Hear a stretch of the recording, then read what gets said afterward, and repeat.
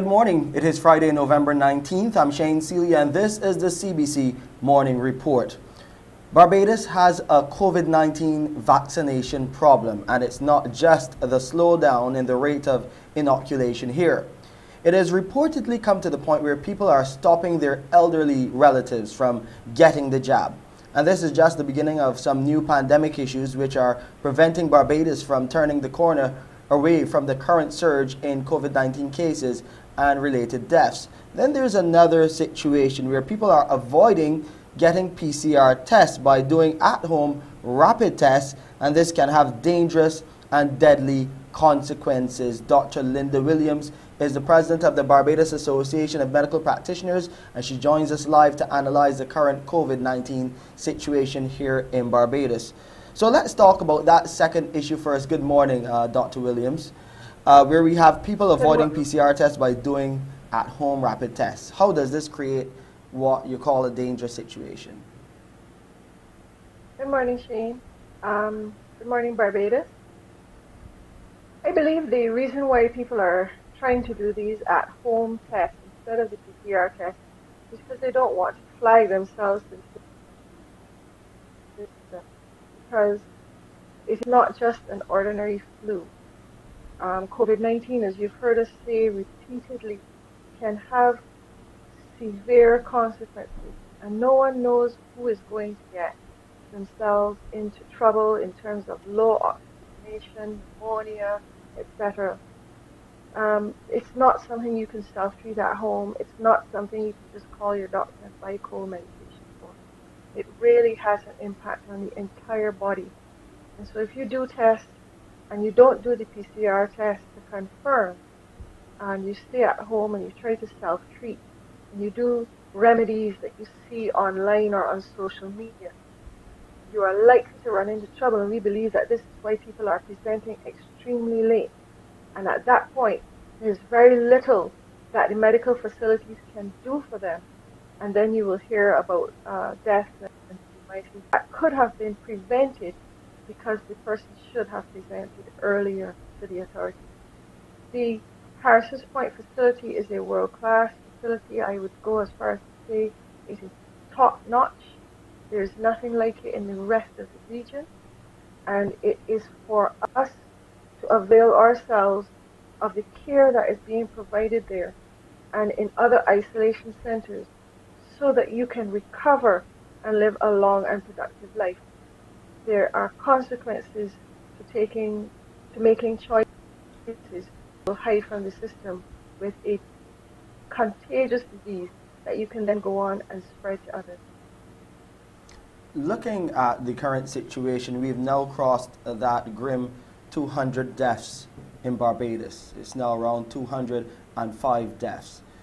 Is this why we are seeing that rapid increase in the number of people who have now lost their lives to COVID-19? The fact that, as you said, people are presenting late because they're not doing the appropriate PCR testing. Right. If you notice, our test numbers somewhere between 1,600, sometimes as high as 2,500, not really much more than that in a day. We believe that we can only get positives out of the number of people who test, and that only represents a fraction of the people who are actually infected in the society. And therefore, if we don't have people appropriately tested, then we will not see what the true condition is in Barbados. Apart from that, if they don't test and they don't get put in home isolation or sent to isolation center, then also they will present extremely late. And I think that this is a contributing factor to why people are then having more deaths than we would anticipate. There may also be deaths at home who now have to be confirmed as being COVID-19 deaths. So that 200 may not necessarily represent all of the deaths that there are. And so what we're asking people is not just to look at the deaths and the case rates. Look at the fact that COVID can also cause long-term sequelae. You can end up with chronic diseases you didn't have before. You can end up with long COVID. There are other consequences that result from presenting to So I'm urging Barbadians to please, even if you had a rapid test somewhere, to go and get that confirmatory PCR test so that you can be appropriately cared for, appropriately managed, and appropriately released back to work and to your other activities. Dr. Williams, let's look at this vaccination problem now, because when you can get reports, and I've now heard it from yourself, Dr. Grandison, and Dr.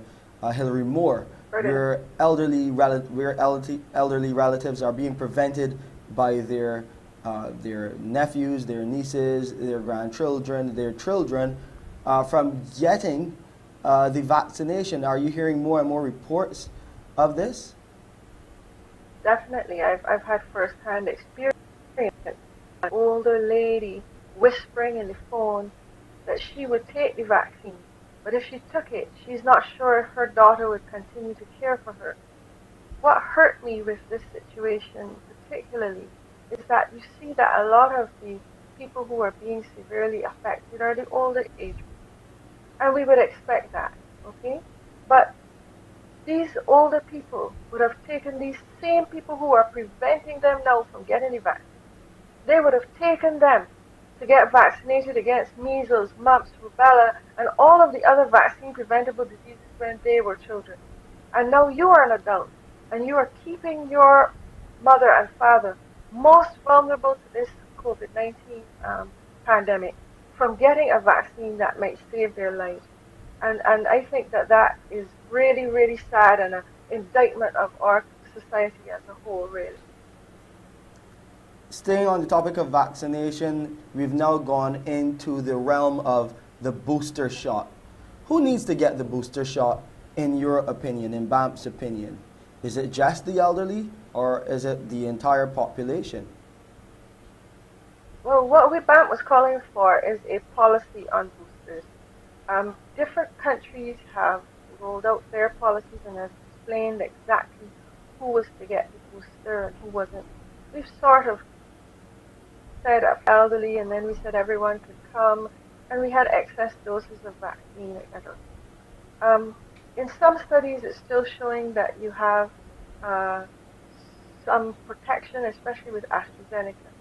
Pfizer appears to need to be boosted at 6 months according to the manufacturer. But for everyone, right now, we are seeing breakthrough infections, especially in the elderly.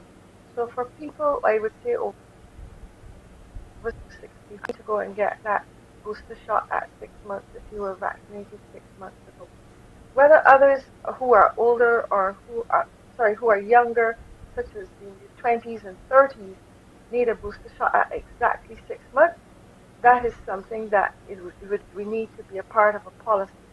But we have said that anyone over 18 here can go and get a booster.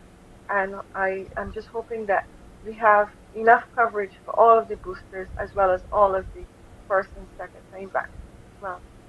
So I think people who are traveling, people who are vulnerable for whatever reason, who have autoimmune or who have NCD, hypertension, diabetes, etc., those should be the ones who consider getting a booster first, as well as anyone over 65 who's past the 6 months from their second vaccine. And as far as you know, there are enough boosters and vaccines to go around in terms of the vaccination program, the national vaccination program? As far as I know, yeah. Thank you so much, Dr. Williams. Always a pleasure talking to you, analyzing the COVID-19 situation here in Barbados with vaccinations and, of course, some of these issues that we are having with not only the inoculation program, but people just preventing others from going and getting the vaccine. That needs to end. Thank you so much, Dr. Williams. Stay safe until next time. Dr. Linda Williams, the president of BAMP, here live with me on the Morning Report. We'll take a break here and come back with COVID-19 updates.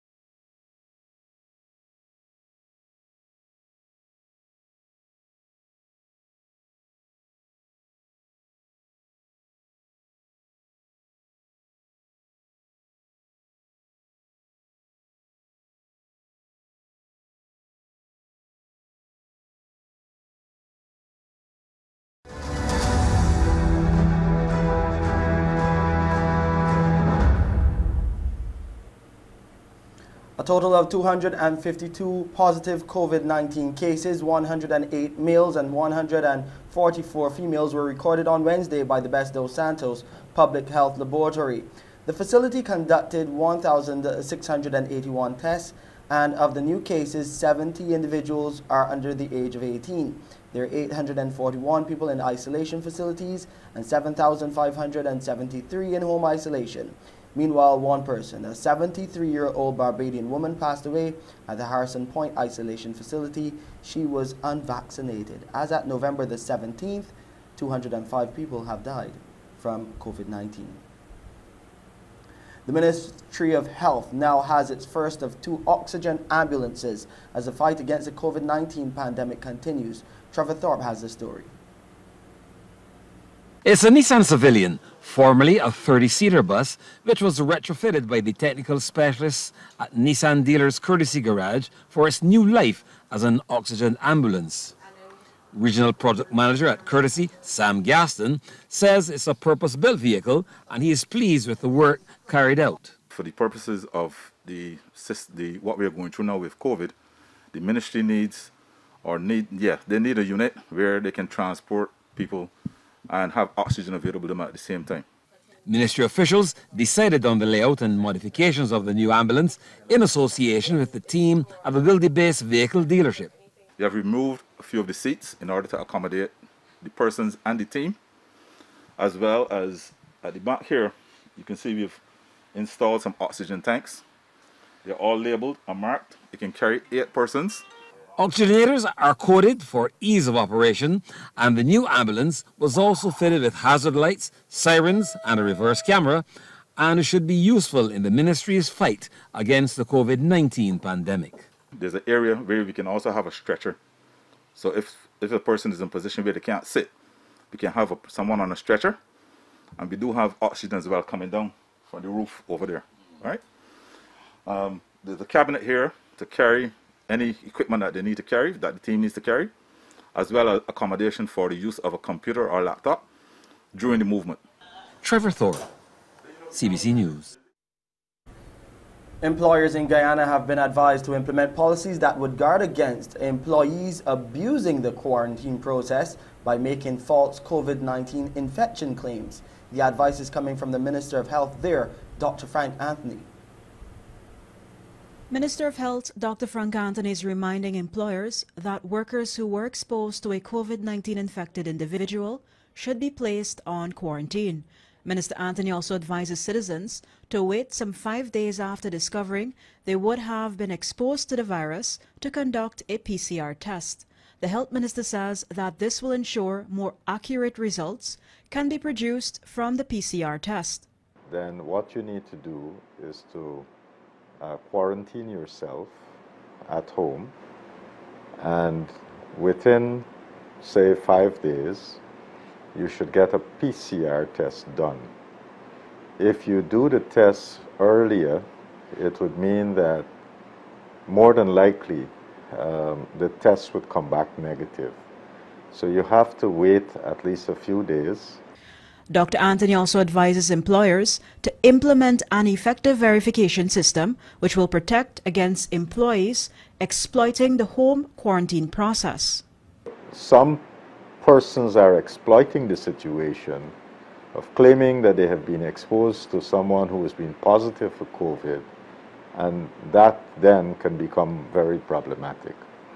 So we have to balance these two things, and I guess different workplaces would have to get policies where they can verify these reports from their employees.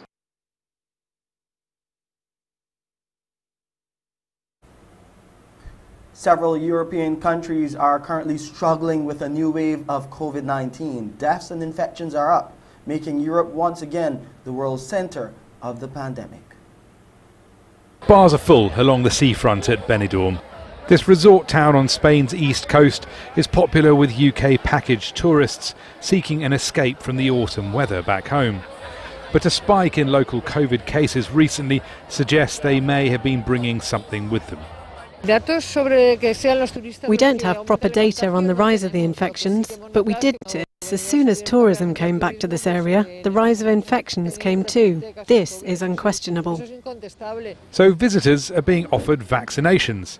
Some haven't had one at home, and most have arrived on crowded planes. When we arrived at the airport yesterday, 5 flights all came in at the same time, and there was thousands of people from Manchester, Cardiff, Bristol, all queuing up together. So that's not good if you're trying to keep COVID down to a minimum. Spain's infection rate is rising, but it's worse elsewhere in Europe. German Chancellor Angela Merkel says a fourth wave has hit her country with full force. Regional and federal leaders have been discussing tighter rules nationwide. Munich has cancelled its Christmas market. Infections in Bavaria are double the national rate of 300 or so per 100,000.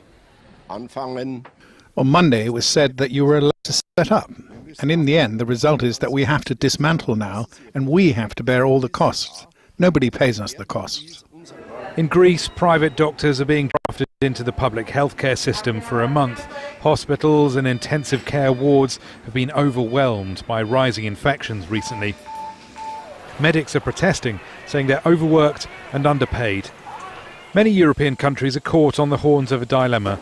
Significant parts of the population don't want to get vaccinated, but nor do people want more restrictions on their day-to-day lives.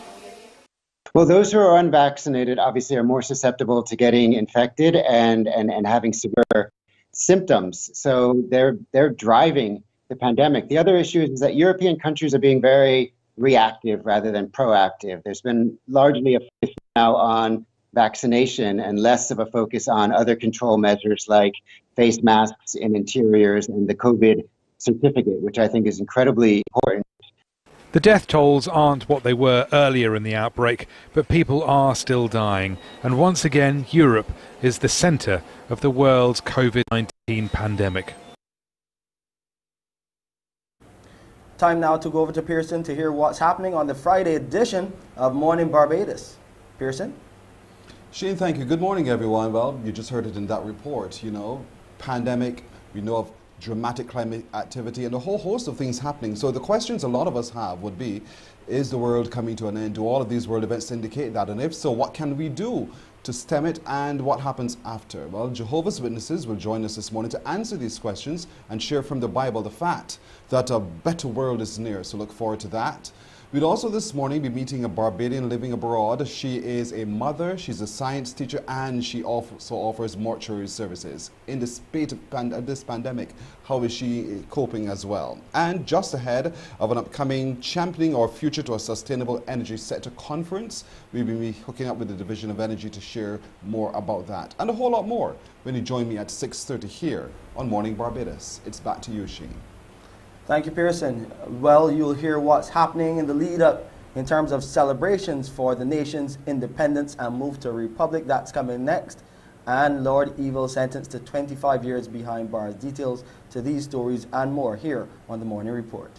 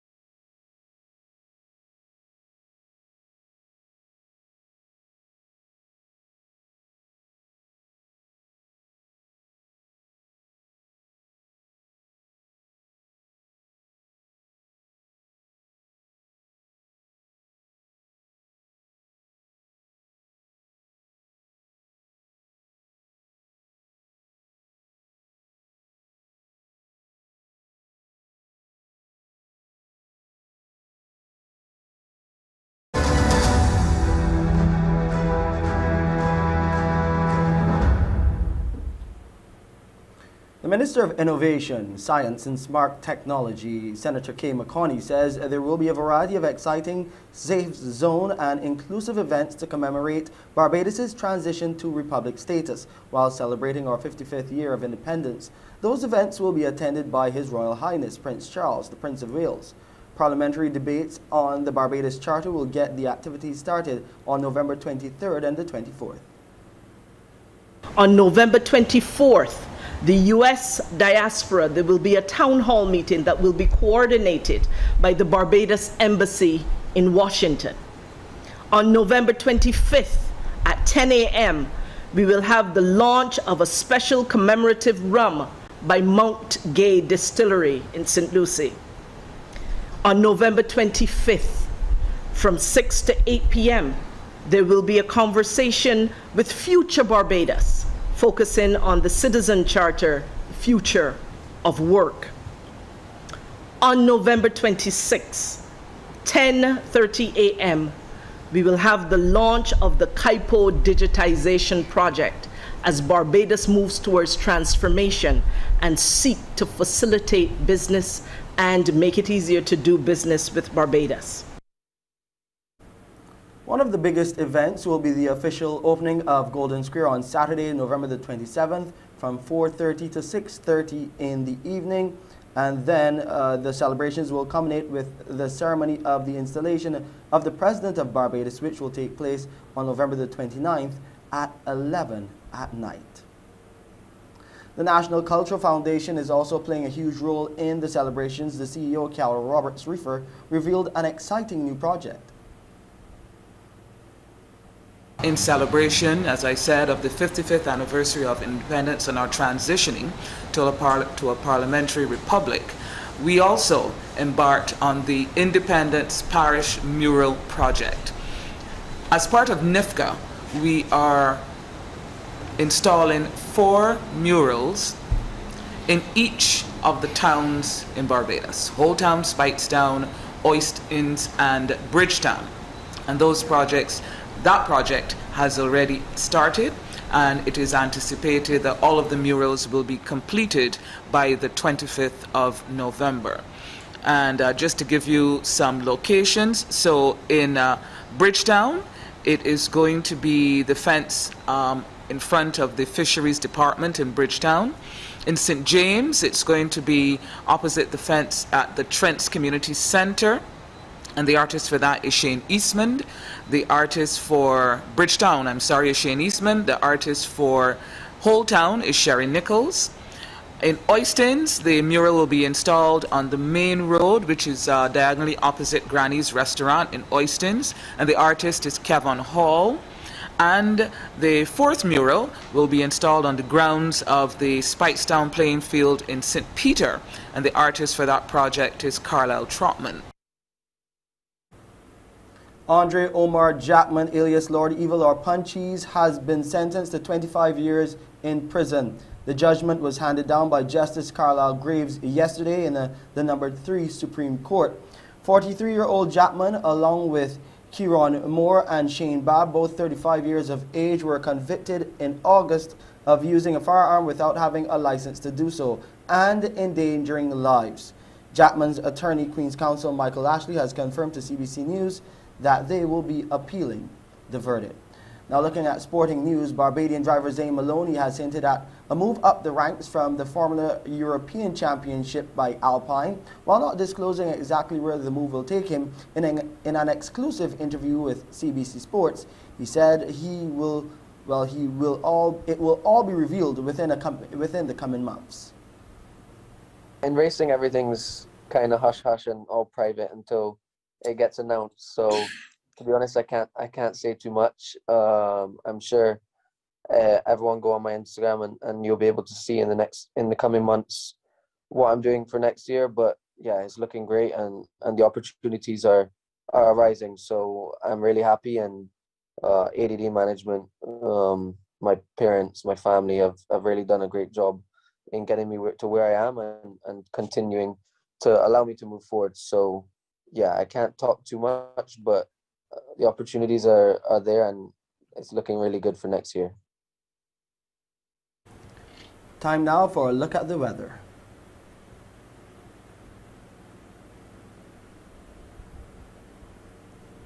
The current temperature right now is 27.2 degrees Celsius. It's feeling like 30 degrees Celsius on the outside. It is partly cloudy with the relative humidity stands at 75%. The barometric pressure is 10.8 millibars, and those winds are blowing out of the east at 24 kilometers per hour. There will be a low tide at 10 minutes after 9 this morning. The high tide will be at 29 minutes after 3 in the afternoon. The seas are smooth to moderate in open water. Swells are between 1 and 2 meters and increasing. Today in Barbados, it will be partly sunny with a few brief isolated light showers. And tonight, it will be partly cloudy with a few brief isolated light showers. A pretty similar picture over the Lesser Antilles today. It will be fair to occasionally cloudy there with a few scattered light showers. And much of the same tonight over the Lesser Antilles. And here is a quick look at the international weather forecast. And that's it for your Friday edition of the CBC Morning Report. I'm Shane Seeley. Morning Barbados starts now. Wake up, wake up, wake up, wake up. Barbados, get up. Good morning. Good morning, Barbados. Good morning. Good morning to you. Good morning. Morning, morning, morning.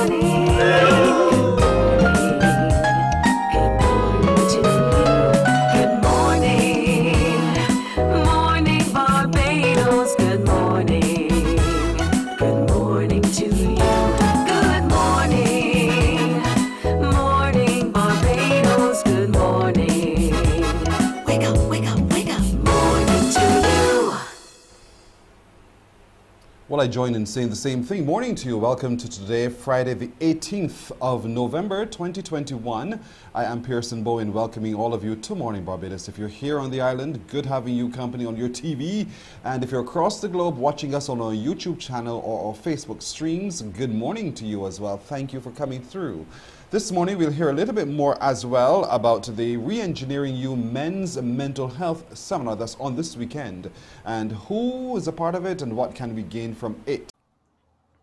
Good morning to you, morning. Alva. Good morning. Good morning, Pearson. Good How are you morning, doing Barbados. today? Thank you for joining us, Alva. Former student of the Louis Lynch Secondary School from right here in beautiful Barbados, a country girl, but a town girl too. And there you are in the big city, the Big Apple. You are a mother. You are also a science teacher, but you're also delivering mortuary services. How do you manage and balance all of that in one go? Well, at times I can't believe it either. Sometimes I'm so overwhelmed, but it really helps to plan and organize your time, write down things. Google Calendar is my best friend to just remind me, you have to do this next, you have to do this next. So you've got a best friend always by your side in Google. Yes. You left here, Yes. when did you leave Barbados and why did you leave Barbados? Okay, so I left Barbados in 2011 to study. So I initially was interested in mortuary science when I lost my grandmother in 2000. Ironically, her death birthed a curiosity. So I was very interested into the profession. So lo and behold, the next funeral I visited in Barbados, I went near to the funeral director. I'm interested in this. His name, he's the person that introduced me to a deceased person. So I was so intrigued. I did my research, and then I came overseas to study mortuary science. And I returned to Barbados, and I worked with the prestigious Downs and Wilson Funeral Home alongside Mr. Wilson, the stylish Mr. Wilson. I worked with him and learned a lot about the business, always being professional, always looking your best. And then I returned back to New York. I worked at 2 to 3 funeral homes. Then I started servicing my clients, and I officially opened Stewart Funeral Services. One would say you have I literally mean a morbid obsession with the dead, literally. But what do you see when you see a departed relative or someone just resting there? What do you see that we don't quite see? First, I see a person that once lived, that was loved, that was cherished, that, a valuable person. So sometimes I just sit sometimes and watch while I'm preparing them, just wonder how their life was, like how did they live life, their story. So I'm very intrigued by that. And my one aim at that point is to make that person look as best as possible so that their family can have that reassurance that that person is at peace. And that's the whole point here. Is it brings closure to a process, and in doing that, you want to leave the most fun, interesting, memorable moment for those who are grieving at that time. And so you took the time to study it, and now you're practicing it as well. But you're also a science teacher. And I guess they practically almost go hand in hand in some way. Yes, definitely. I'm a special education teacher. And when I first started teaching, they assigned me to science, and it aligned perfectly. Because in mortuary science, we did pathology, we did chemistry, we did biology. So I was right in my element. You said you teach to special needs? Yes. How has that been for you? It's challenging sometimes because I teach a high school, so sometimes the disabilities and the discrepancies in the education. I have students sometimes that have some of them are unable to read properly. So it's very challenging to see that high school that they still have these challenges because those challenges should have been earlier. What are the range of challenges that you have to interact with that you bring a difference to? You mean in the school? In the school. Can you repeat that question again? Yeah, we call it basically a special needs, but there must be different people with different abilities. So are you specifically targeted to children of a particular type, or are you seeing a variety, a range of different disabilities, and what are those disabilities?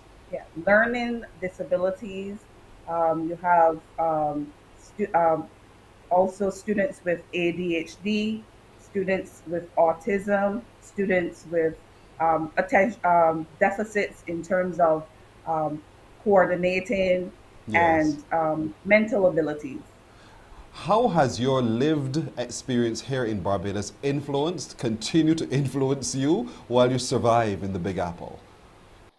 Oh, I'm very grounded in my roots. I recently bought my Barbados shirt to wear up here for Barbados.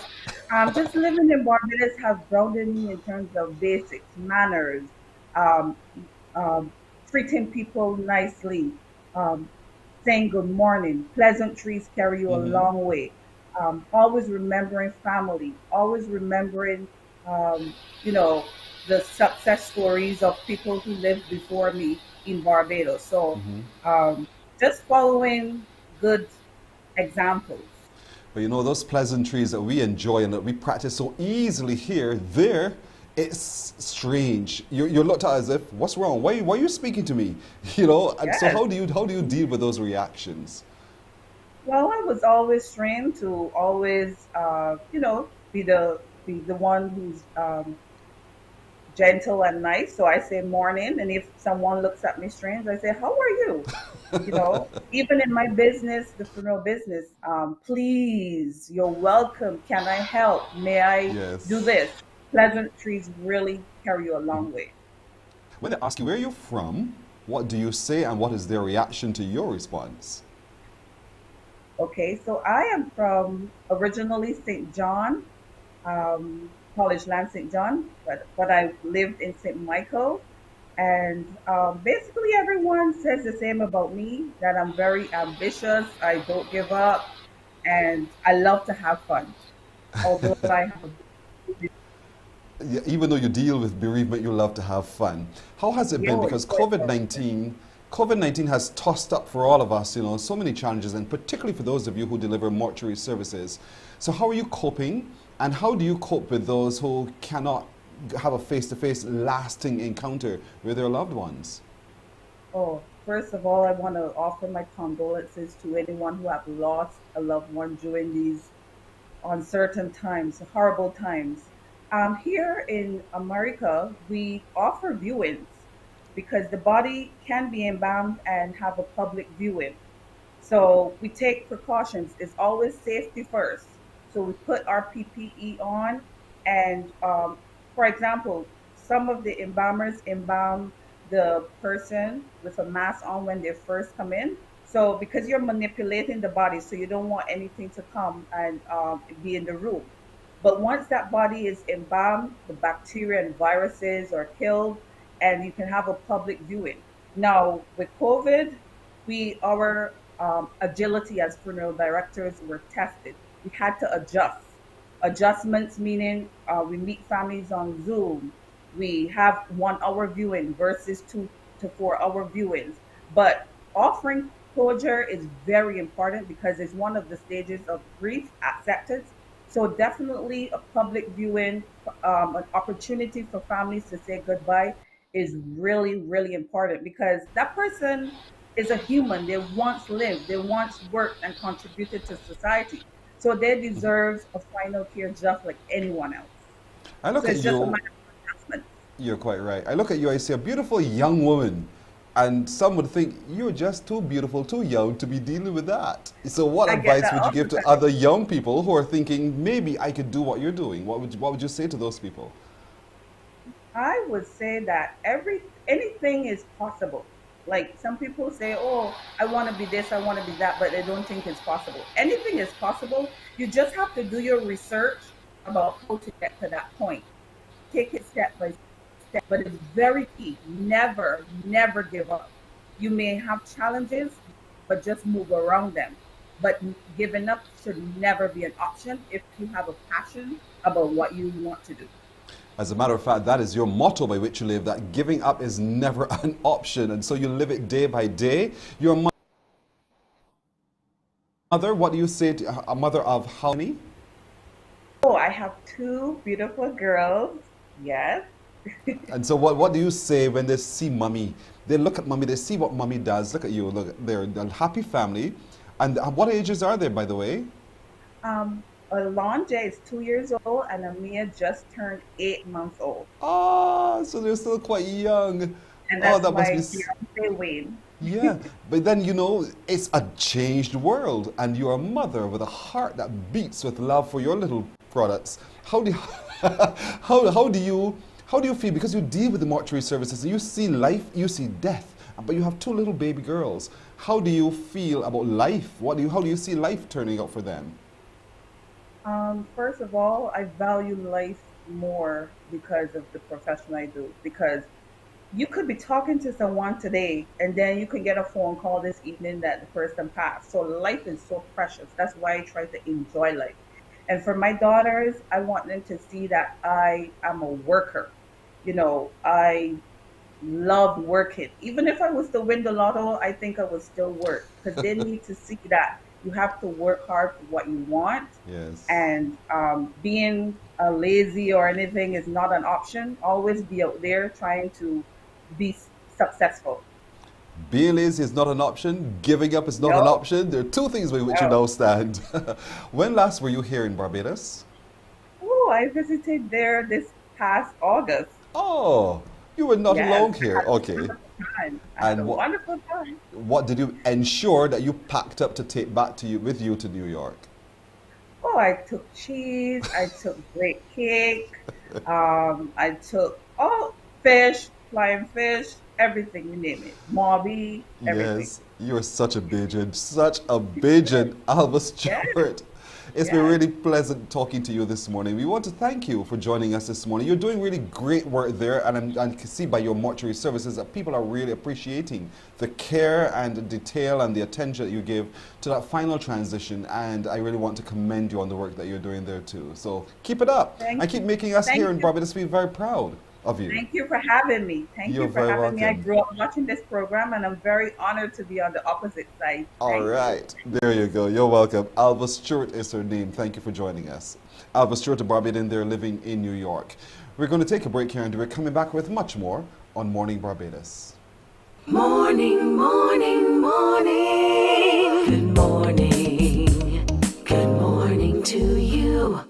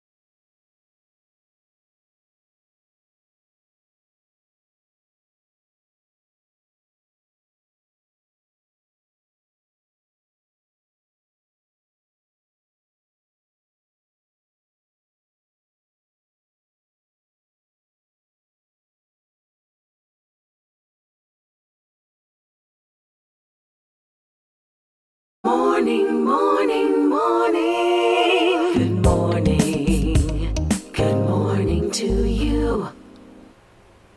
13 minutes now to go to 7 o'clock. Well, there is going to be a conference coming up, a 7th Caribbean Sustainable Energy Forum hosted by CARICOM from the 22nd to the 25th at the Hilton Hotel. It's part virtual, part in person. And joining us now to talk a little bit more and about the precursor to that is Claire Best, who is a specialist, a monitoring and evaluation specialist in the Project Evaluation Unit at the Division of Energy. Claire, good morning to you. Good morning, Pearson. How are you doing this morning, Claire? I'm fine, I'm happy to be here. Oh, thank you so much for coming through. You are going to share with us a little bit more about this exciting virtual conference and expo looking at championing our future to a sustainable energy sector, which is coming up very soon. So what can we expect? Look at you all excited about this. Who would think? Well, we get so excited about energy. What can we expect? Hi, yes, well, as you mentioned, this is going to be an opportunity for Barbados to show the rest of the region exactly why we are the champions when it comes to sustainable energy. The Barbados Sustainable Energy Conference is the precursor to the Caribbean Sustainable Energy Forum. So we are on the Monday, the 22nd. We begin at 8 a.m. Registration is open all night now. And we promise to have an entire day dedicated to sustainable energy, renewable energy, all of the hot button topics that came out of Glasgow, out of COP26, and everything that people keep asking us about in energy. This is the time to be working in this sector. It's every day is something. So this is the time for people to come, for people to ask their questions, to get their answers, and to gain a better understanding of exactly what it is that we speak about when we speak about sustainable energy. So this is, you're saying for people to come, this is open to everyone or simply those who have an interest in energy and renewable energy? Everyone has an interest in energy. It's open to all of us, all of you, anybody who cares to register. It's virtual. You can be working, put it on, listen while you're at your desk. You can post your questions. We're going to have polls. We have we whittled it down to 4 critical areas, thematic areas that we're going to be discussing on that day. And I'm certain there's no one here who's not going to find one of these 4 areas interesting. So these 4 areas then, let's look at them, break them down for me. The first area on which you're going to be focusing is it the progress of Barbados 100% energy transition? Yes, that's the big one, isn't it? So you got that right. Now that's a report. It's not going to be given as a report. We're not really a speechify kind of ministry. It's not within us to be speechify. We are made up of a lot of young, vibrant, intelligent people, and we know that people can get a bit bored being spoken at. Yes. So we have a panel. The pre-session yesterday. We had a pre-session yesterday, and I am certain they thought they were already on the stage. It was Ashton Jackson. So we have on that panel Delano Canterbury, who's the project director in the ministry with responsibility for the execution of the energy policy. We have Roger Blackman from Light and Power. Everyone knows him. We have the CEO of the FTC, Marcia Adeli Aikiji. We have the president of the Renewable Energy Association, Callie Grant. He's even younger than me. And we have Dr. Hugh Seeley, who's the special advisor on matters related to energy, water, and the environment. And the moderator, for that panel is Dr. Gary Jackson. He's the executive director of the Caribbean Center for Renewable Energy and Energy Efficiency. This is going to be good. Yeah, because you say here that discussion will set the stage for conversations around topics such as the role of oil and gas in the future energy mix, the need for sustainable transportation options, we're future-proofing here, and a positive general picture of where the region is realistically in achieving predetermined targets for energy. And so I guess we'll get to hear what those targets are and how we're progressing on that, and then what can we do to either speed it up, perhaps slow it down a little sometimes, but what are the mix and the options that are out there? So it's open to everyone and anyone to not just hear, but to contribute and participate. Yes, please. And that one is on on Monday coming? This conference, the Barbados Sustainable Energy Conference, is Monday the 22nd. Right. And registration is already open at our Smart Energy Barbados page. You just click on the link. The link, when you click on the link, will take you to the CARICOM Energy Month page. This is the precursor to, like I said, a longer forum that goes on from the 20th. Well, it launches the 22nd, but it goes on to the 25th. And that's the Caribbean Sustainable Energy Forum. That's a bigger forum, that's regional. But the Barbados Sustainable Energy Conference is going to be country specific to Barbados. Great. So that's one of the sessions. Session 2, the electric mobility transition. Now that one is quite involved. Let's talk about that. Certainly. Now, we spoke in our policy. We spoke in our policy of a trajectory for the transmission of the transportation sector. We spoke about that. We know that we knew at the time, because this was drafted 2018, 2019. We knew at the time that electric mobility would be a big component, but we decided to use the time in the interim to complete a number of studies, to do some work. You know that we had a pilot project with the government vehicles. We've seen the electric buses. We got 46 electric buses now. You've got a policy decision that government will include electric vehicles in their fleet going forward. So this conversation speaks then, and these panelists speak then to what it will look like after this. After we've completed the work, we've gathered the data, we've done the studies. We had a wonderful study through Lithium Consulting, local, and he did a fantastic body of work on the electric mobility sector based on the pilot that we would have run out. And he's going to do a presentation, and then we're going to have the panelists discuss what e-mobility can look like in the future. And within the context of reducing our dependency on fossil fuels and obviously reducing our carbon emissions. So a whole host of it is going to be very interesting. It's going to be important for those who are in the motoring sector to pay attention, those who are also providing other sources of renewable energy as well. So this is really a good one, a session on Monday, the electric mobility transition. You need to register, everybody. Registration is on. Session 3 looks at the potential for wind energy for Barbados. I know the Prime Minister has been talking a lot about this. She does. She really does. She likes the concept of offshore wind. Yes. I was so pleased. She brought it up in Glasgow. We completed a body of work on the potential for offshore wind, and those results are pretty much out in the public now. And those who would be interested have access to them, and those who want them can get them. It's not nothing's a big secret, and it's good because we've got more water space than land space. Our offshore water acreage is like 400 times the size of Barbados. We between us and Africa was there about water, right? Yes, So yes. there's a lot of potential for using that marine space for energy. There's ocean energy, tidal, there's wind, and that is where I think people are going to have the conversation on wind. But we also did work on the onshore wind because those of us with memories can recall that there was a time we were trying to do onshore wind in a more structured format. Yes. And the time is coming now where that could actually happen. We've been using windmills from the time they were slaves. It's nothing new, it's nothing different, and it's renewable, clean energy. So this forum is going to see conversations from some of the consultants that would have done some of these studies and some of their outputs, what they determine floating or fixed in the offshore and onshore wind in terms of the geographic areas that we consider for wind. It's another interesting, well, I think all of them are interesting. I would say biased. Yes, yeah, you're an energy girl. If you have an interest in wind or in the potential for wind, and we know that this is one where the regulations, people have been asking about pricing and so on, then this is one for you.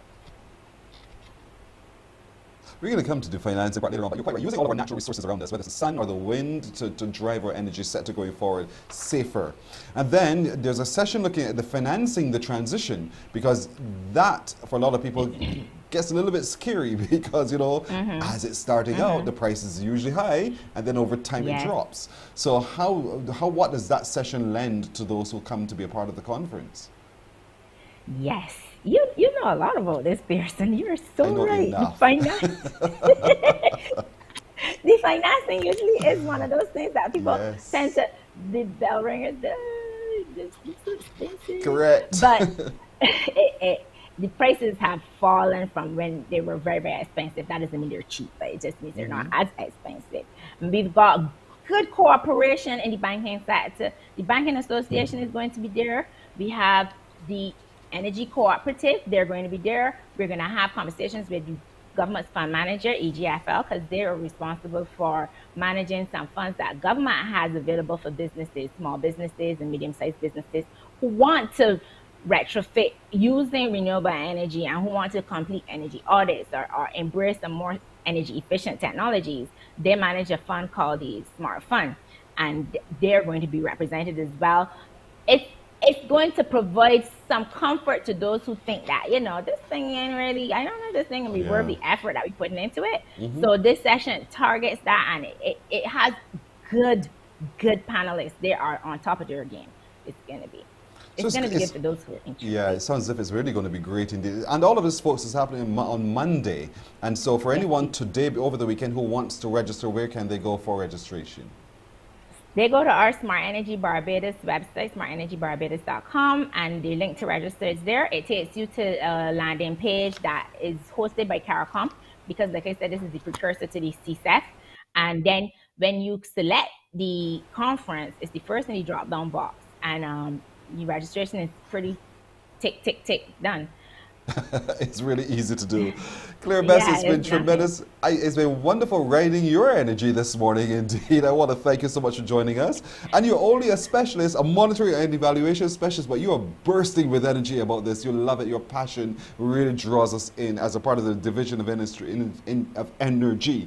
I can only wish you only the very best with this on Monday, and I hope that many, many people register to come and enjoy the virtual conference and expo. And an expo means that you're going to be exposed to a whole host of other options available there as well. We're going to have some stakeholders having virtual booths and so on. Sweet. It's going to be good. It's good. Thank you, Pearson. It's going to be good. Claire Best, you're welcome. Thank you for joining us.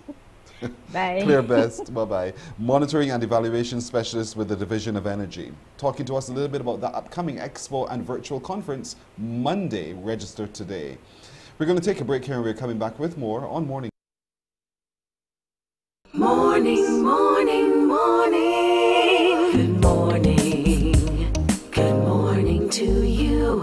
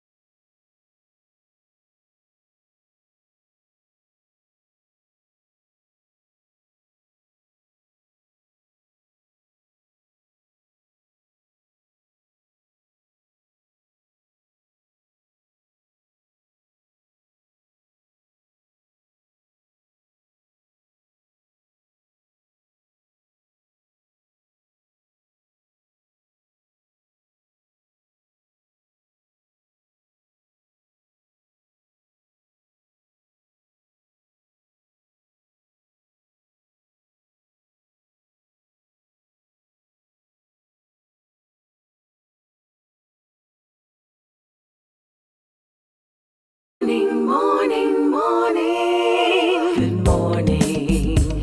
Good morning to you.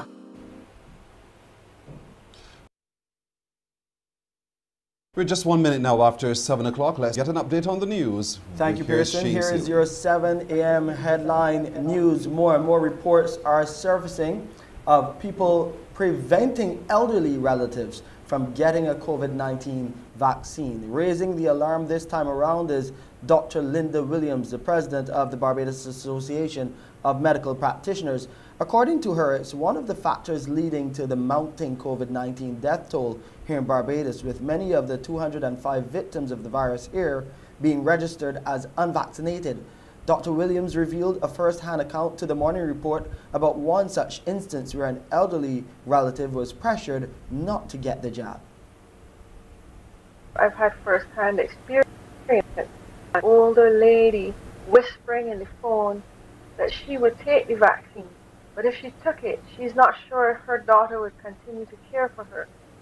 What hurt me with this situation particularly is that you see that a lot of the people who are being severely affected are the older age group. And we would expect that, okay?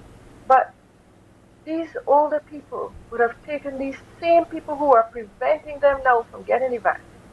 They would have taken them to get vaccinated against measles, mumps, rubella, and all of the other vaccine-preventable diseases when they were children. And now you are an adult, and you are keeping your mother and father most vulnerable to this COVID-19 pandemic from getting a vaccine that might save their lives. Meanwhile, the bank president is calling for Barbados to develop a clear policy for boosters for COVID-19. Dr. Williams explains such a policy would help to ensure there are enough vaccines for boosters, along with first and second doses for people who are still unvaccinated. We've sort of said up elderly, and then we said everyone could come, and we had excess doses of vaccine, etc. In some studies, it's still showing that you have some protection, especially with AstraZeneca. Pfizer appears to need to be boosted at 6 months according to the manufacturer. But for everyone, right now we are seeing breakthrough infections, especially in the elderly. So for people, I would say over 60 to go and get that booster shot at 6 months if you were vaccinated 6 months ago.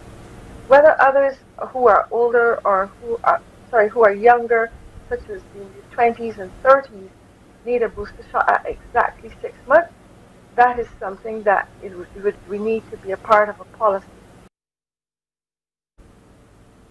252 positive COVID-19 cases, 108 males and 144 females were recorded on Wednesday by the Best dos Santos Public Health Lab. The facility conducted 1,681 tests, and of the new cases, 70 individuals were under the age of 18. There are 841 people in isolation facilities and 7,573 people in home isolation. Meanwhile, one person, a 73-year-old Barbadian woman, passed away at the Harrison Point isolation facility. She was unvaccinated. As at November 17th, 205 people have died from the virus. Andre Omar Japman, alias Lord Evil or Punchies, has been sentenced to 20 years behind bars. The judgment was handed down by Justice Carlisle Graves yesterday in the No. 3 Supreme Court. 43-year-old Japman, along with Kieron Moore and Shane Babb, both 35 years of age, were convicted in August of using a firearm without having a license to do so and endangering lives. Japman's attorney, Queen's Counsel Michael Ashley, has confirmed to CBC News that his team will be appealing the verdict. We have appealed the sentence and conviction on the grounds that the conviction is against the weight of the evidence. Of course, we believe that the jury verdict was perverse, the sentence is excessive, and the conviction is unsafe.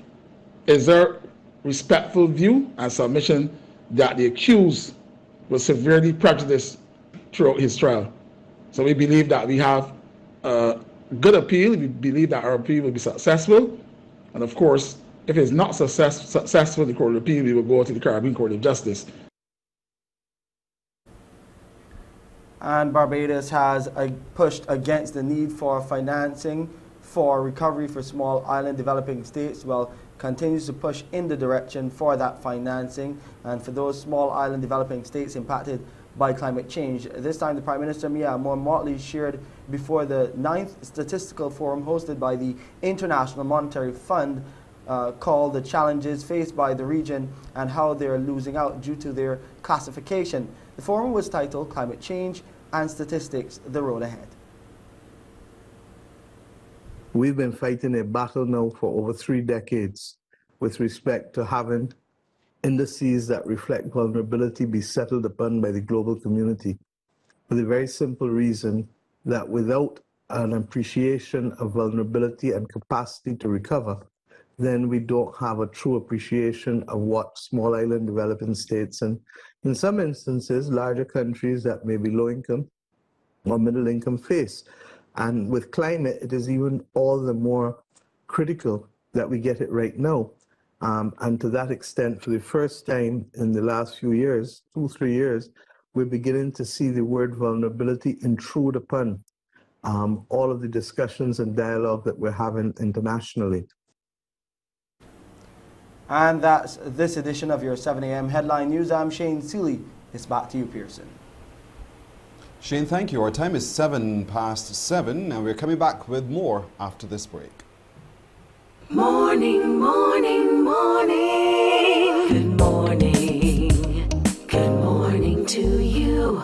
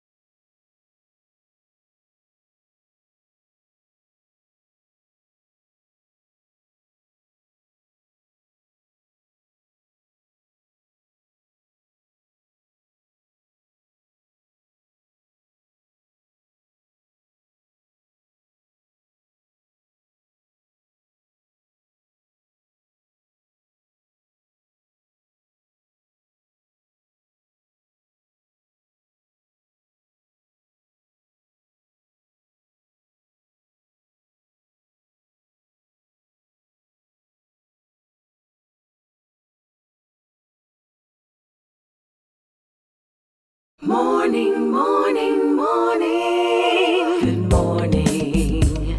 Good morning to you.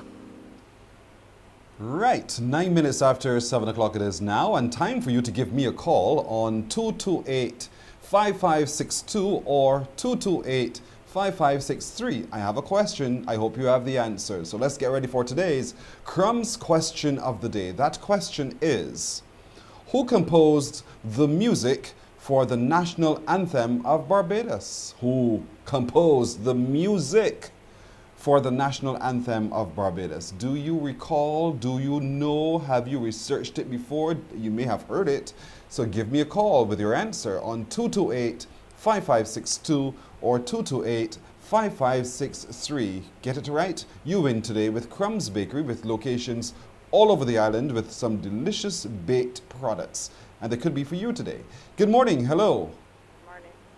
Hi, good morning. Speak up for me. And where are you watching us from? St. Michael. Where exactly in St. Michael are you? Blackrock. Hello? You're in Blackrock. What's your first name, by the way? Jean. Oh, it's you. All right, listen. What's your answer for me? Is it Roland Edwards? Don't ask Roland Edwards. me questions. What's your answer for me? Roland Edwards. Does he have another name or other names? How do you know it's not the other Roland? There's a Roland Edwards in Barbados, so which one is it? Come on.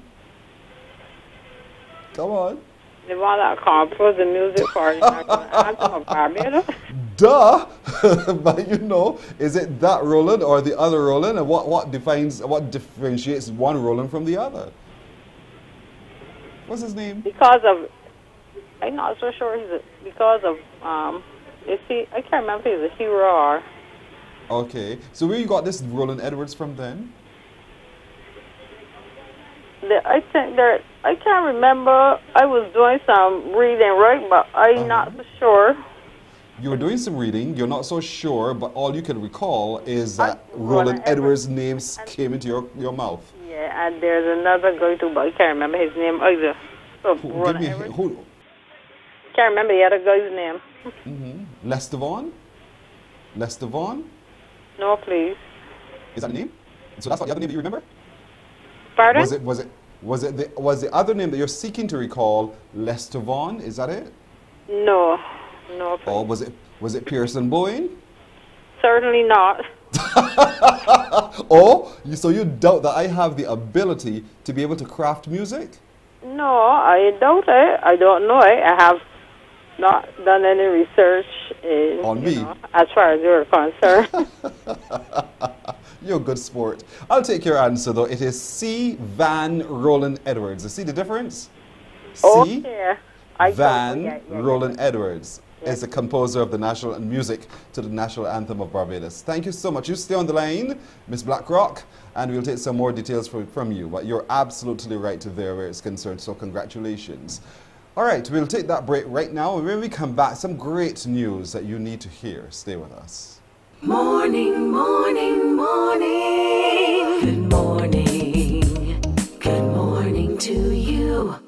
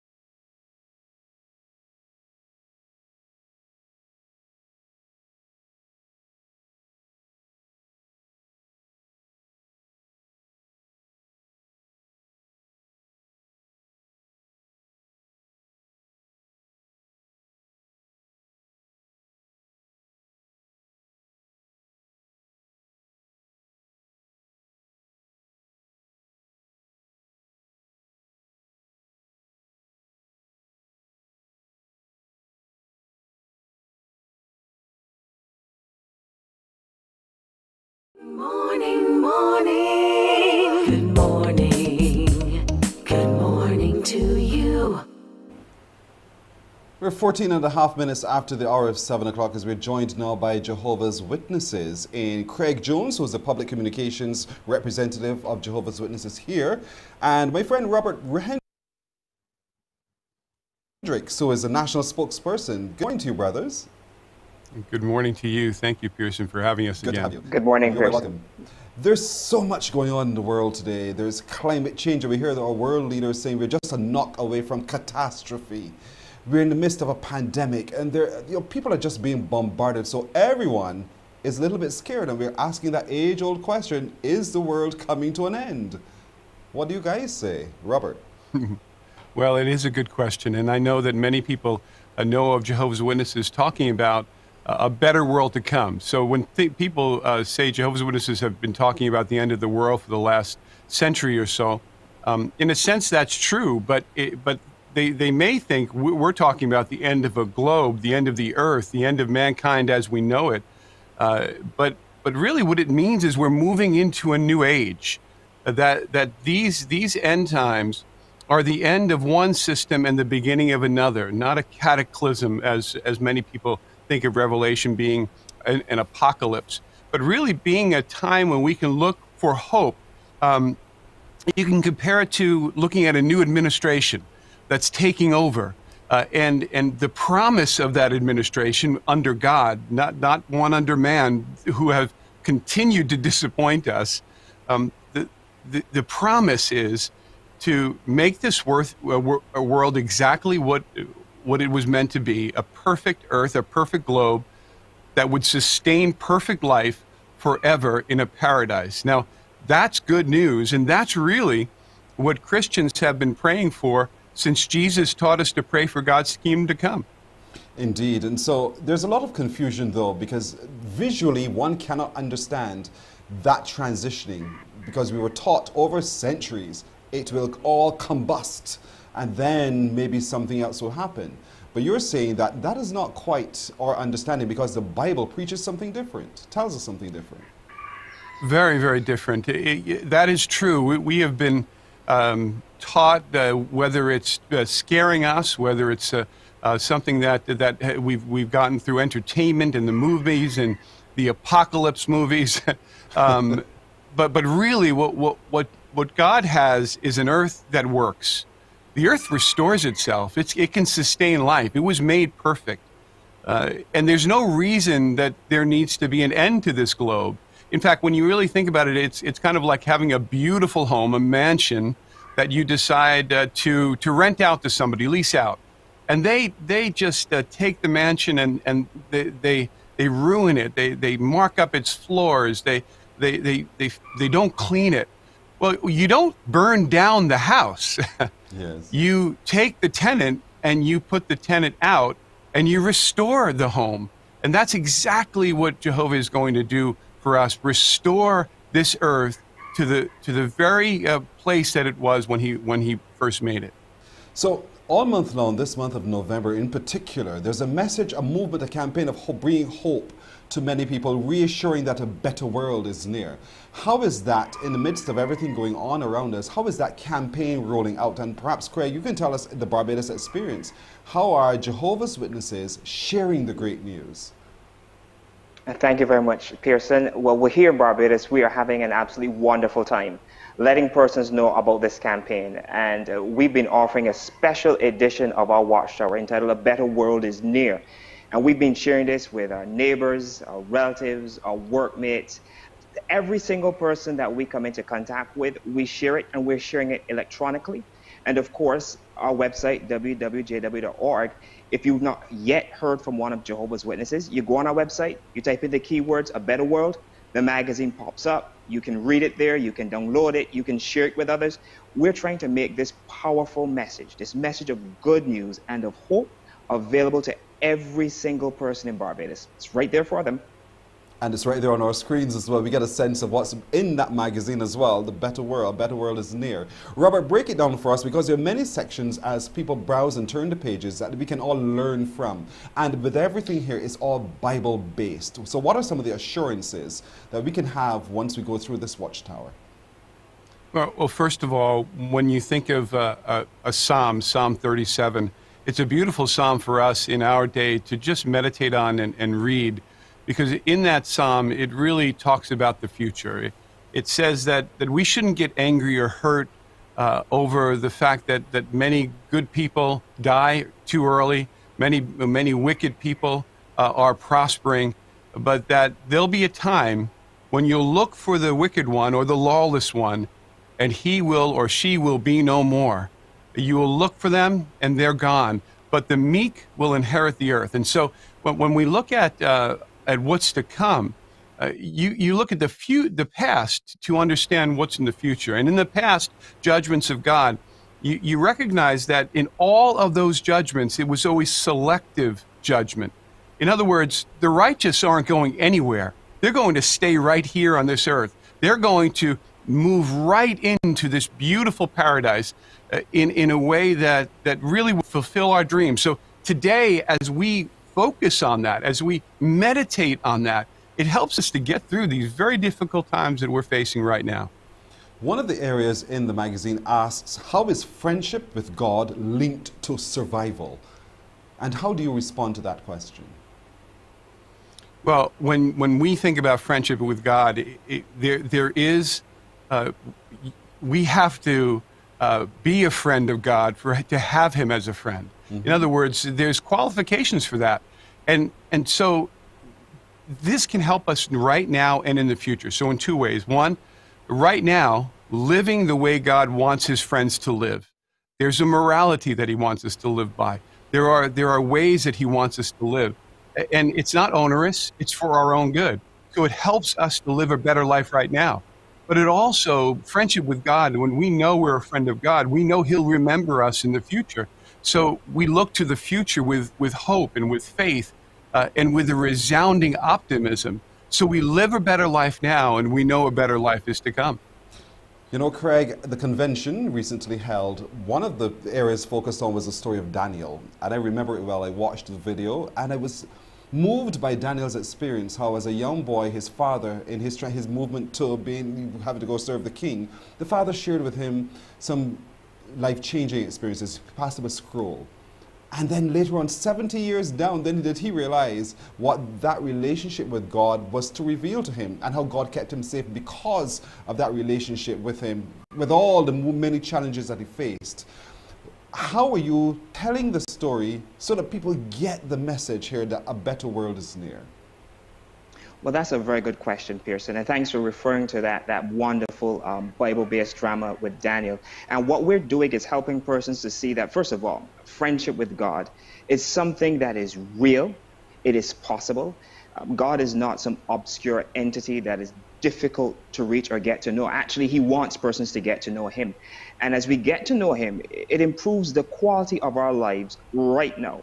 Jehovah's Witnesses, we're ordinary people, and like everyone else, we've been having a challenging time with the pandemic, but yet through friendship with God, it helps us to understand why things happen, why bad things happen to good people, and how we can make wise decisions now by following Bible principles. So we improve the quality of our lives now. And just as you referred to Daniel, how he went from a teenager right through adulthood into his old age, but yet he had those guiding principles. Well, those principles are eternal. They're in God's word. And the more we get to learn about Him, the more we understand His principles, the better our quality of life is now. And as we get older, we get even wiser, and we're able to pass that on to our children if we're parents. And that's a wonderful thing that friendship with God does.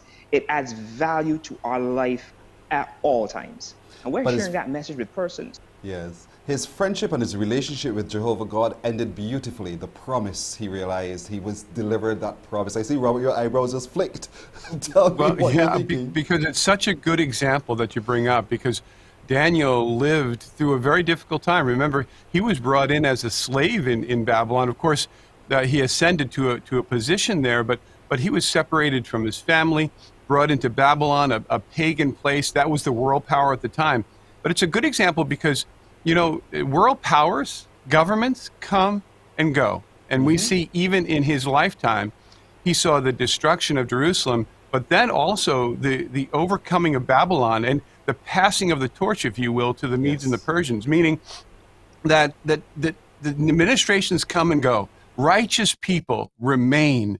Not only do they remain physically, and we're hoping that will be the case for many of us going right into the new world, but even if they lose their life and they're in God's memory, they will be back. And so that's a hope that righteous people like Daniel have. In fact, the angel said to Daniel right at the end of his book, he said to him, you're going to go to sleep, but you will stand up again. Yes. And we look forward to someday seeing Daniel again right here on this earth and sharing all these incredible things that have happened since he died with him.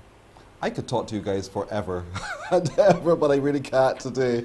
But there's such hope, folks, that a better world is near. So walk us through, Craig, again, here for us in Barbados, you know, how we can now access all of this rich information. Certainly, Pearson. So Jehovah's Witnesses will reach out to you. we're going to call you, we may WhatsApp you if you're on our contact list, and we're going to offer to share the publication with you virtually, because we understand that people want to remain safe. But if you've not yet heard from Jehovah's Witnesses, you can visit our website, www.jw.org, type in the keywords in the search box, A Better World, and that special campaign issue is there for you. You can access it, you can share it with your family. And if you scroll a little further down, you will also see topics that can be of interest to you. So if there's anything else that you want to learn about family life, taking care of your children, teenagers, all the information that you wish that can make your life very, very enjoyable now, but give you that hope for the future, we make it available on our website, and of course, as you speak to Jehovah's Witnesses. Isn't that great news, Robert? It is great news indeed, and we're glad to share it. In fact, it's all free. Most everybody knows that you can actually download JW Library on your device, whether it's a tablet or a phone, for free. And right there will be the latest issue of the Watchtower. And it's just as easy as it's just a click away. Indeed. I want to thank you so much, brothers, for joining me this morning. Craig Jones was a public communications relations officer with the Jehovah's Witnesses Barbados. Robert Hendricks was a national spokesman as well. Gentlemen, thank you for joining us this morning. And I'm glad, because I'm smiling, as you can tell, just the hope and the knowledge that there is a better world and it's near, and we can live on this better earth, this earth paradise as well, is such a comfort to so many souls today. And we want to share it with everyone else everywhere as well. So thank you, gentlemen. Thank you, brothers. And thank you for what you're doing, Pearson. We really appreciate it. You're very welcome. Thank you, Pearson. You're very welcome. Morning Barbados continues right after this. Morning, morning, morning. Good morning. Good morning to you.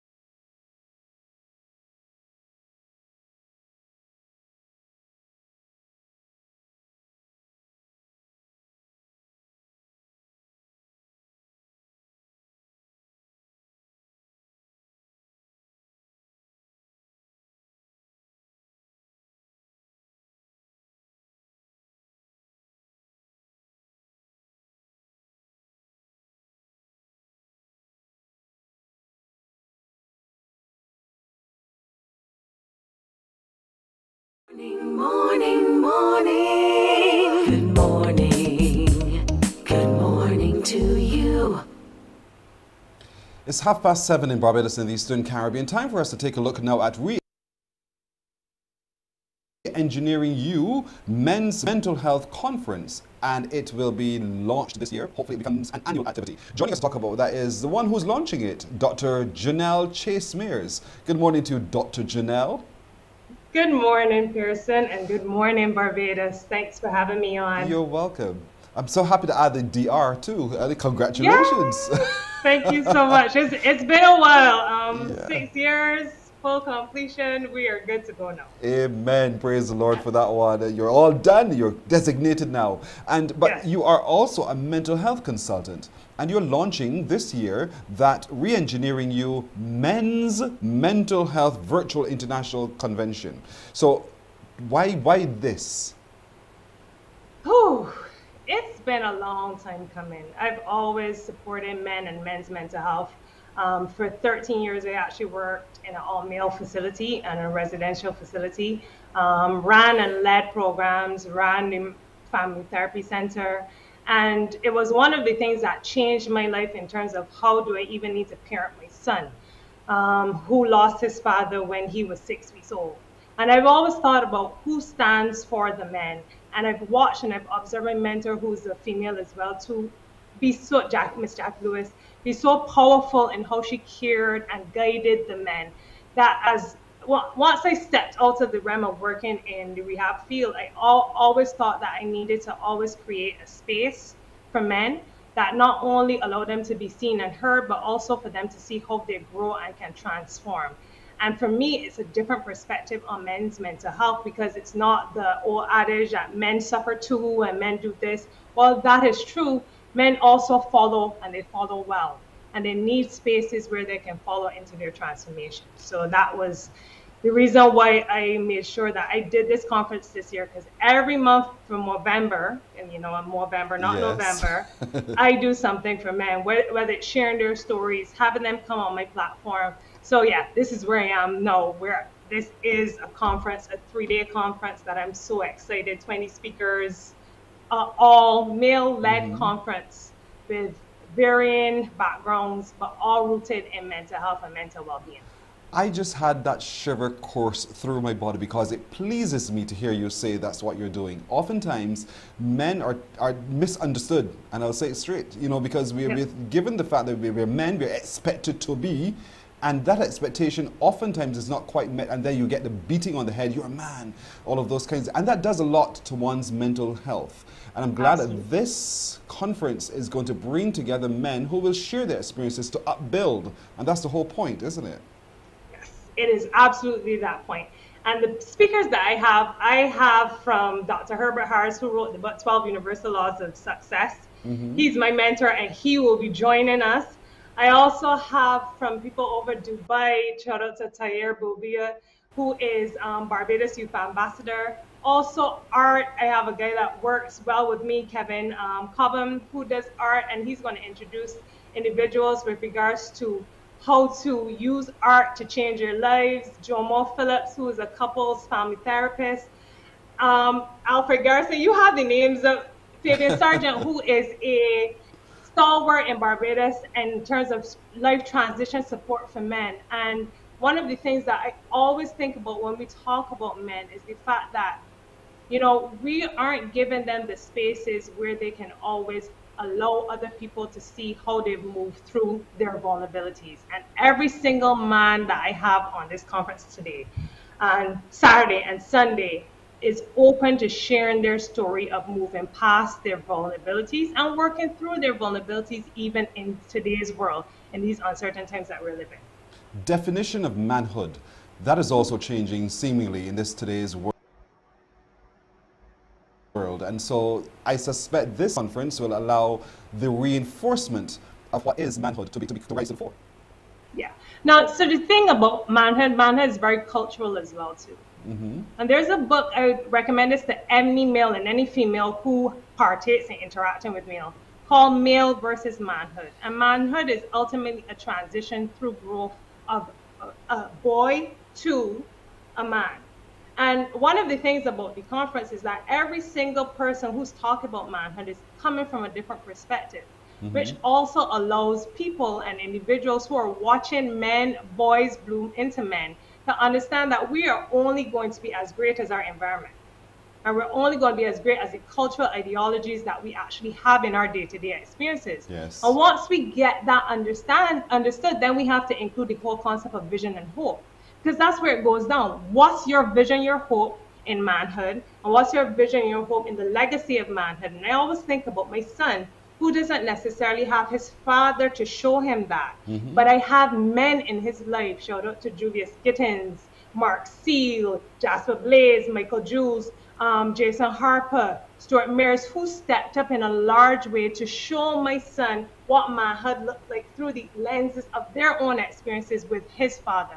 So I think we have to be very mindful of the cultural concepts of manhood and how everybody, once you have a vision and hope, it leads into a better understanding of what manhood can bring for us as a human race and also for us living in a human condition.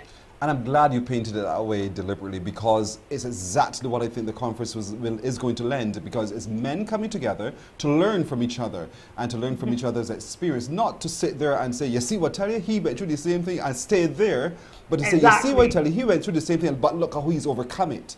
And that's the whole point. And you begin now to stand up and assert yourself, not to be confrontational, but to own your rightful space and to know that you have the right to whatever it is that society says that you should not. And that's the whole point. Now, how can one register to be a part of this?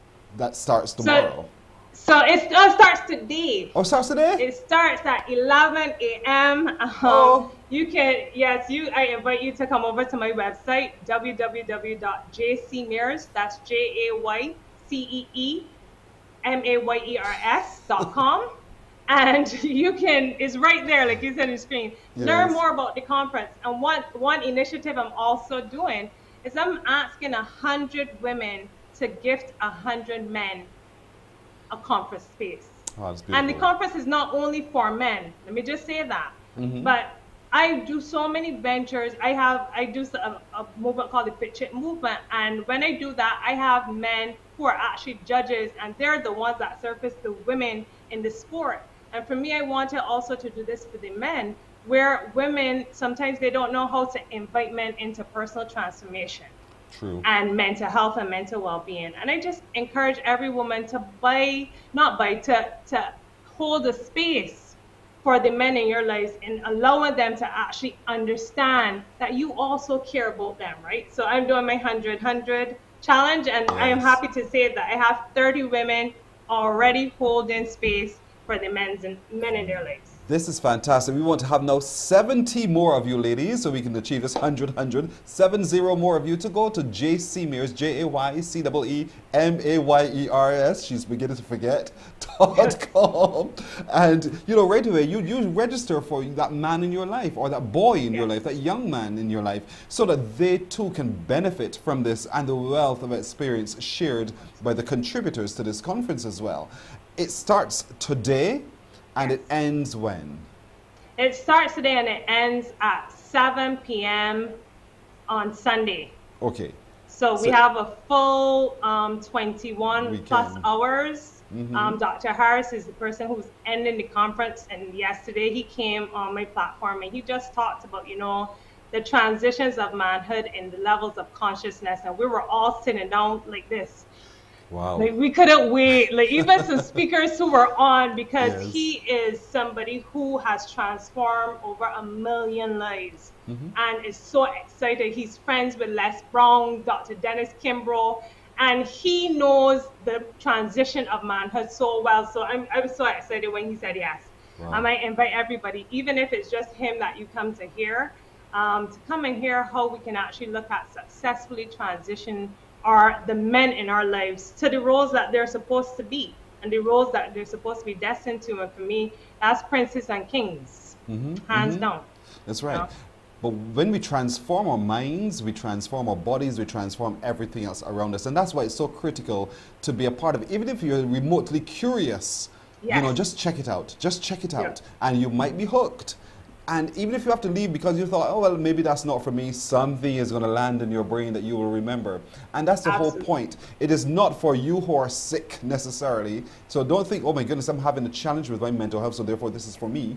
It's for all of us, men and women too. It's for all of us who can benefit from this, because at some point in time we'll have an experience which causes us to doubt ourselves and cause us to be uncomfortable in our own mental space. And that's what this is about, this conference. Absolutely. I love the way how you framed it, because that's my work. My life work is really preventative mental health and preventative mental well-being. We don't have to wait to get to crisis to endure or understand transformation. And we have a narrative, unfortunately, that we're waiting till something is always wrong. Yes. And unfortunately, what I've learned in crisis is that it takes 3 or 4 more times to actually get somebody better if you reach them at the crisis stage versus if you give them information at the beginning. So for me, a conference like this is something that I encourage every mother who has a teenage boy, because I think about my own teenage boy and the skills that he needs as he navigates this world before he ends up in a situation, and his own personal situation could be a trauma story, but the way how we framed it in our life isn't. And so therefore we have to almost interrupt what we think has become a rite of passage in our mental well-being. Listen, that is so powerful, so very, very powerful. And there are lots more powerful experiences one can have. Remember to go to the platform JCMears, JAYCEEMAYERS.com. And that's where you can begin the whole process of registering. Ladies, we're looking for 70 more of you to gift it to the man in your life, to your son, and to your cousin, to your nephew even, to your colleague at work as well. If you believe that they can benefit from this, it starts today, it ends on Sunday, and each day there will be other movements in November for you to be able to benefit. So don't think that one day is going to be replicated the second day or the third. No. Each day has a totally different experience, but all of those experiences are equally rich as we begin to re-engineer us guys, us men, to re-engineer you so that we become far more efficient and effective men in our society and in our households as well, and workplaces. So it's so critical to be a part of this. So for those who are asking this morning who have not yet gone to the page, what's the cost of registration? So cost of registration is 100 Barbados dollars, so 50 US. That is what I always tell people, that's my give back to information, because everything doesn't need to be priced out of the. So how can you invest in you with that cost? Because sometimes it really starts with the smallest cost for us to get the biggest gains. And I'm glad you said it in the US currency as well. So for our viewers who are outside of Barbados, you too can benefit from this. This is not just for us on this 166 square miles. No, I tell people I'm global, not local. I like it. I'm global, I'm not local. So all of you everywhere watching us this morning, you too can be a part of it, or any relative of yours, colleague, friend, whomever. So just let's register today. Let's start doing this. And ladies, it's a great gift to your loved one. Give it today. It's going to cost you Pearson, nothing. I'm going to gift you a space. Bless you. I am going to gift you a space. And I'm blessing you already. Bless you, Dr. Janelle. Thank you. Thank you so very much. And let's hear those big thank yous as well, ladies and gentlemen, when you gift it to someone as well, because the experience is going to be rich. It's going to be re-engineering. It is going to be exciting. You're being placed on a platform to take off, to be your best self. And that's what it's about. I don't want to preach this morning. Don't make me do it, Dr. Janelle, you know. But it's good for men, and it's great to know that you're doing this for the men. Thank you so much in November for coming through once again with this. It's the first, and we want to make it an annual. So let's, by our participation, show that it's deserving to be repeated time and time again. Absolutely. So thank you so much, Dr. Janelle Chase-Mears, for joining us this morning to talk a little bit more about this. Thank you. Thank you for the invitation, and morning, Barbados. All right, that's Happy beautiful. International Men's Day. Thank you. Thank you very, very much. All right, we're 60 minutes now to go to the hour of 8 o'clock. We're taking a break here. We're coming back with more on Morning Barbados. Morning, morning, morning. Good morning. Good morning to you. Thank you, guys.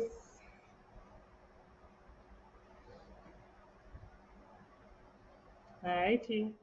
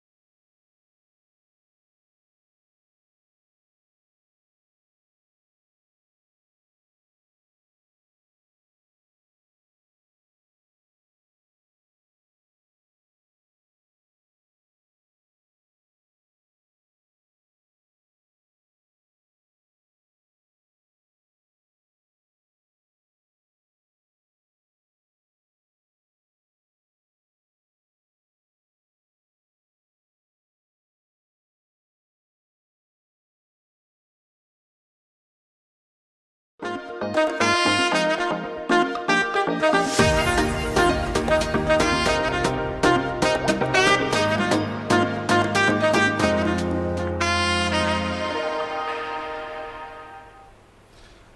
next guest is the author of a book, but our next guest is the fourth generation descendant of the last traditional hereditary shaman chief of the Harpy Eagle.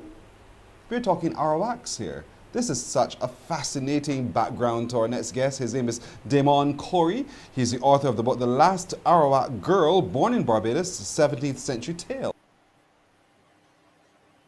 Good morning to you, Damon. Hi, good morning, Pearson.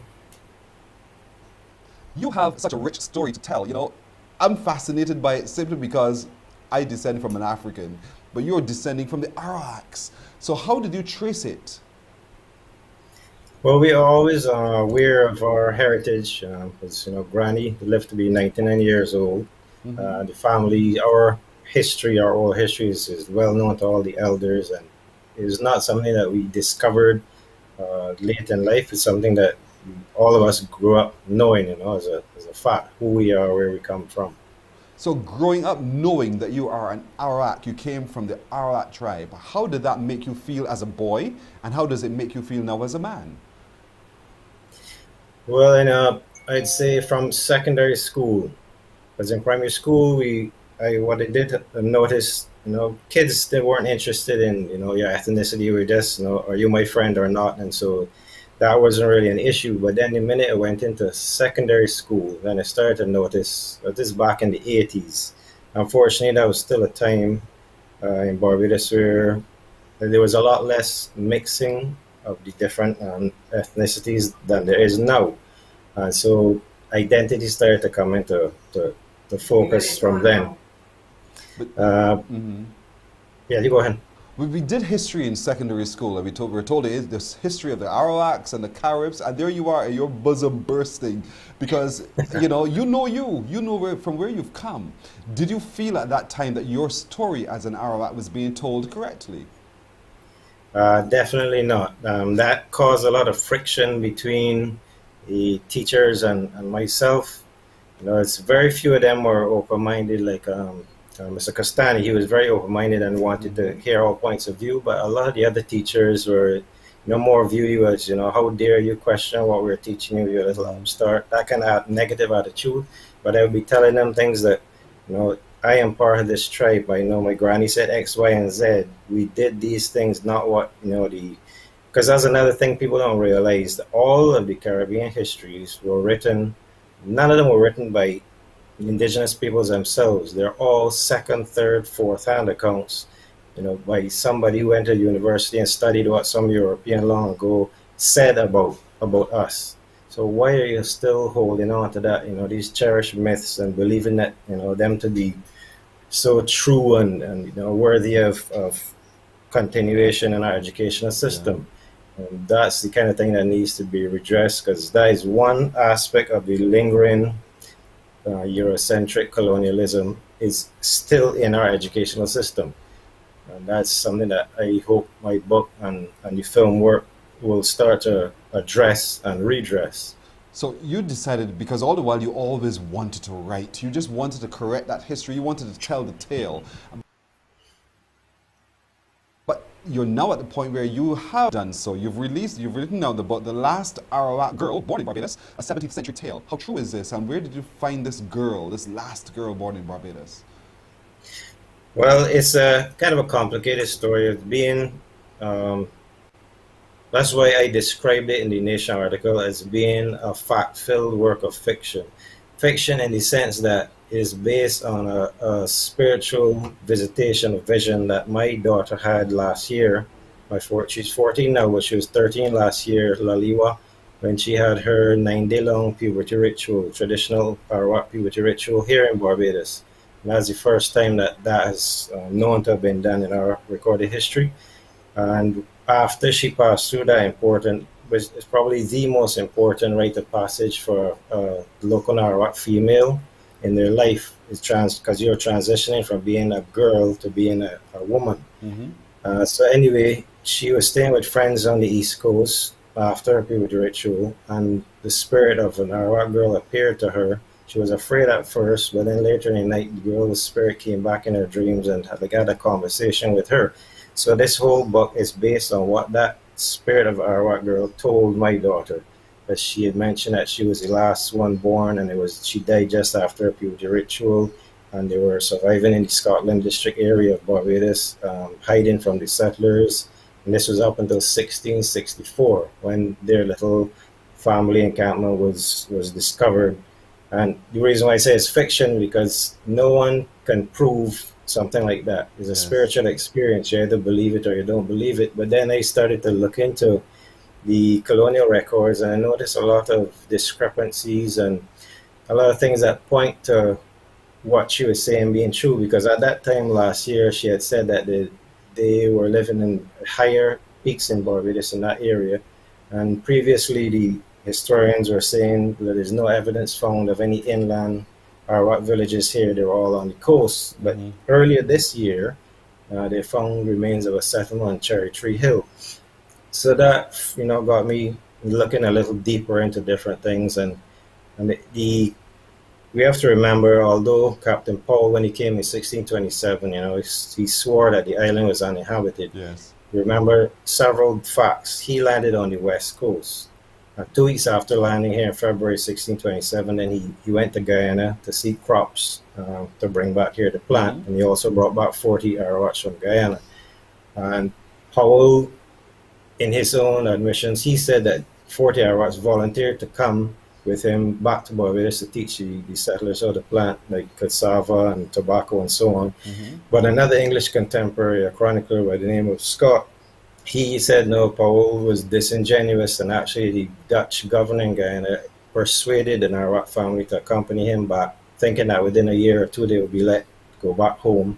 But they were actually, after they taught the settlers here all they needed to know, they were then promptly enslaved and denied the right to return to Guyana, which caused a lot of trouble back there, with the Arawaks almost ready to go into revolt because they wanted their people back. But fast forward into Barbados, there was many decades after 1627 before the first settlers even started to penetrate the Scotland district forest. By 1665, they had finished denuding the arable good flat land of Barbados, the rest of the country then, of all its forests. But that part of the island remained, and it's still to this day, we have the Turner's Hall Woods. It's still the last stand of original forest that was never touched by an axe. And some people say, well, how could a small group of Arawaks survive over there on the East Coast without being detected in those early decades? Because we are viewing Barbados from the prison of the modern day. You have to remember, in that time there was very few settlers, and their African slaves they later brought, and they were mostly on the west and south coast. No ships docked anywhere on the east coast of Barbados until several decades after Paul's landing. So how would they have known who was in that area?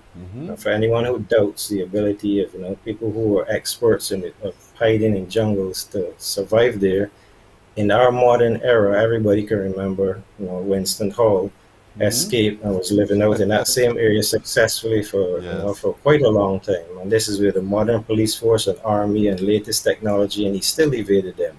So I remain convinced that there is merit to being open-minded towards the very real possibility that what the spirit told my daughter could very well be true. And so you've documented it in the book, The Last Arawak Girl Born in Barbados, a 17th century tale.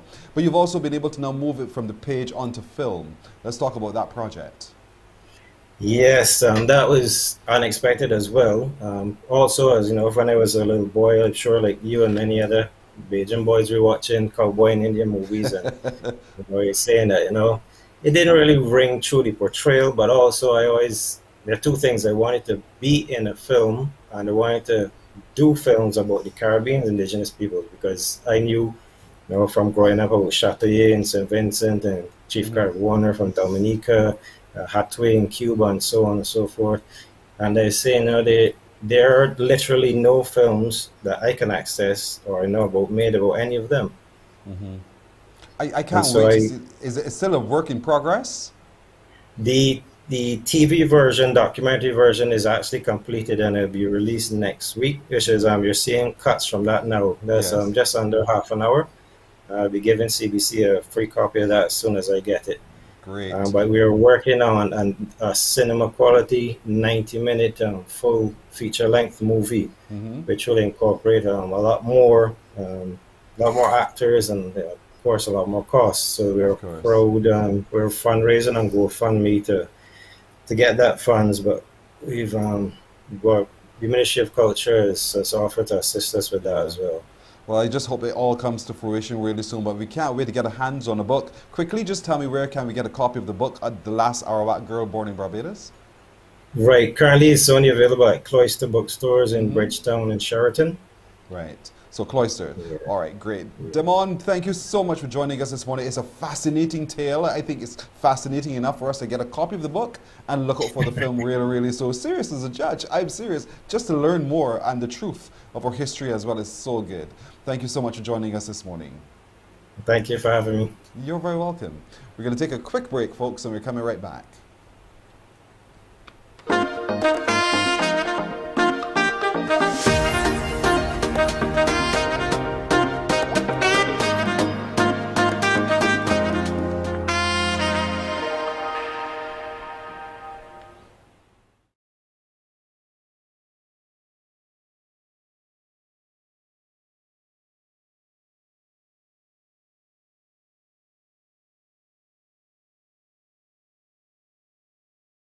Morning, morning, morning. Good morning. Good morning to you. I'm going to give you a quick run through of some things we need you to take note of. Note to your diary. Today is International Men's Day, so the Ministry of People's Empowerment and Elder Affairs and the Bureau of Gender Affairs, in collaboration with the Men's Committee, they're having a Zoom discussion. Be that man who helps, who teaches, who mentors. It's this evening at 7. We will post this information on our Facebook page, Morning Barbados, so you can see and get to know more of how you can be a part.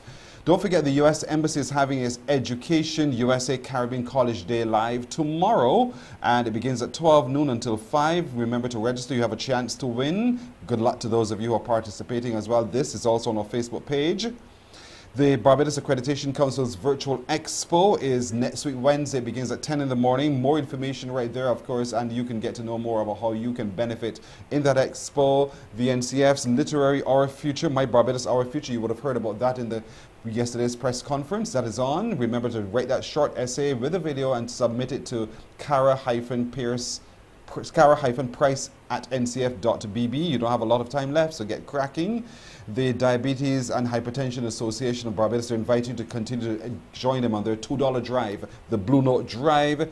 And Quartz Optical continuing to give you that chance to get some eye candy and be a winner as well, with chances to win. So all the best to all of you everywhere. Thanks so much for joining us today. To our small crew of Ruel Ford, Nadia Foster, Anderson Nurse, Philip Hines, and Ryan Kennedy, we say thank you so much for joining. Have yourselves a great day, and be it God's will, we'll see you on Monday. Wake up, wake up, wake up, wake up. Barbados, get up. Good morning.